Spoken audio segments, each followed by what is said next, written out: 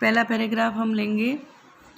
तो पहला पैराग्राफ है आपका, हम पंछी उन्मुक्त गगन के पिंजर बंद न गा पाएंगे, कनक तीलियों से टकराकर पुलकित पंख टूट जाएंगे।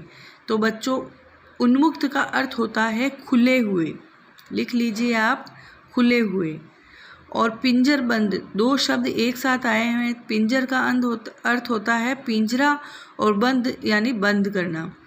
तो पक्षी जो है वो आकाश में उड़ने वाले होते हैं, स्वतंत्र होते हैं, वो स्वतंत्रता से उड़ना चाहते हैं, ठीक है ना। वो एक जगह बंद रहकर नहीं रह सकते। आपको भी एक कमरे में बंद कर दो, आप कितना टाइम तक रह पाओगे। उसी प्रकार पंछी जो है वो एक पिंजरे में, हम क्या करते हैं, शौक से पक्षी, चिड़िया, तोते वगैरह लाते हैं, उनको घर में ला करके पिंजरों में बंद कर देते हैं।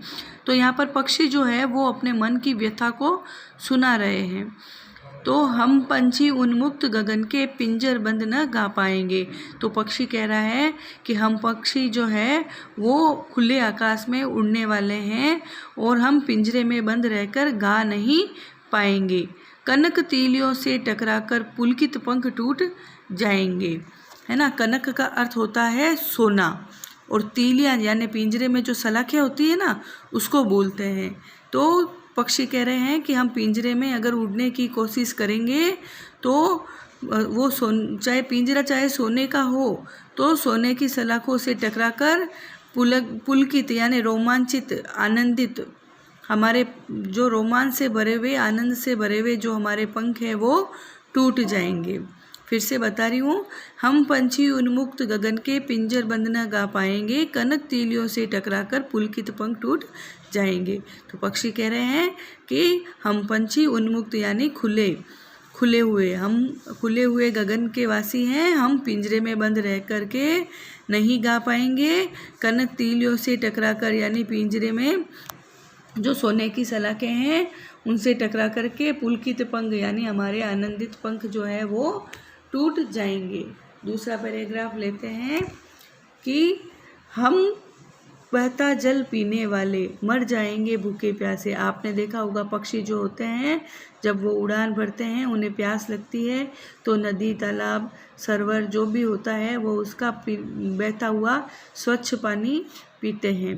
तो वो कह रहे हैं कि हम बहता जब पानी पीने वाले हैं, हम भूखे प्यासे मर जाएंगे। कहीं भली है कटुक निम्बोरी। कटुक का अर्थ होता है कड़वा और निम्बोरी का अर्थ होता है नीम का बीज। तो कनक कटोरी की मैदा से, यानी वो कह रहे हैं कि हम बहता हुआ जल पीने वाले हैं और हम पिंजरे में बंद रहकर भूखे प्यासे मर जाएंगे। और आप जो कटोरी में हम जो बाजरी वगैरह के दाने वगैरह जो भी उनको खाने के लिए देते हैं, कि उससे अच्छा तो हमें कड़वी निम्बोरी यानी कड़वे नीम के बीज ही अच्छे लगते हैं। तीसरा पैराग्राफ देखो, स्वर्ण श्रृंखला के बंधन में। स्वर्ण का अर्थ होता है सोना, बंधन यानी बांधना, तो और श्रृंखला का अर्थ होता है कड़ियाँ। तो आप हमें सोने की कड़ियों वाले पिंजरे में भी बांध दो, जिससे क्या होगा, अपनी गति उड़ान सब भूले, हम हमारी गति और उड़ान सब भूल जाएंगे।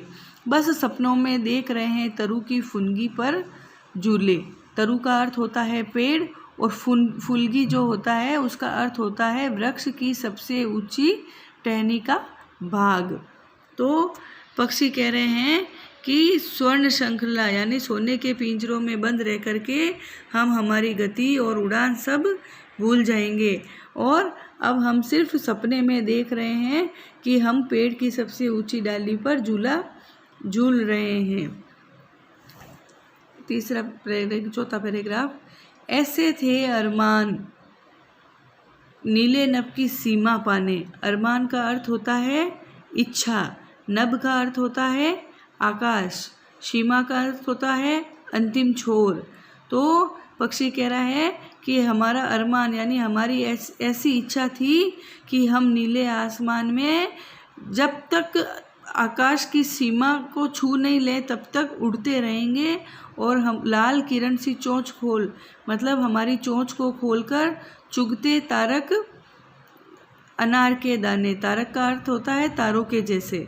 तो तो कि हमारा अरमान था, हमारा सपना था कि हम भी नीले आकाश में उड़ेंगे और हमारी चोंच को खोल करके अनार के दाने चुगेंगे, लेकिन हमें पिंजरे में बंद करने से हमारी स्वतंत्रता को छीन लिया है और हमें हमारा अरमान जो है ये मन में ही रह गया है।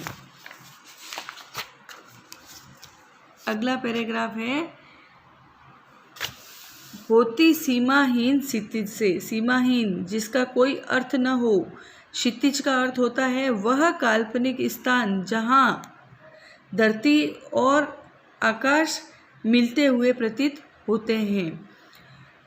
तो पक्षी कह रहा है कि होती ही सीमाहीन क्षितिज से, तो यानी या तो हम उड़ते तो आकाश में इतना उड़ते कि जिसका कोई अंत ही नहीं होता, और हम उस स्थान को पा लेते जहाँ पर धरती और आकाश एक होते हुए प्रतीत होते हैं।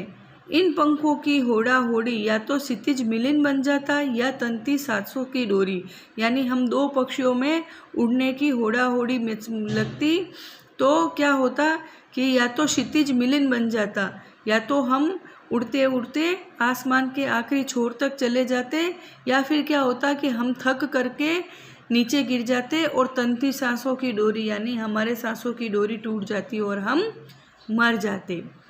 नीड न दो चाहे टहनी का।